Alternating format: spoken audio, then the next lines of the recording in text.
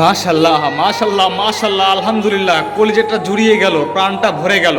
আল্লাহ, তুমি আমার যদি ভবিষ্যতে কোনো ছেলে মেয়ে দাও, আমার সন্তানকে আমি এই মাদ্রাসায় পড়াবো, আলেম বানাবো, তোমার রাস্তায় আমি চলতে শেখাবো। আল্লাহ, তুমি আমার স্বপ্নটাকে পূরণ করো। আল্লাহ, তুমি আমার স্বপ্নটাকে পূরণ করো।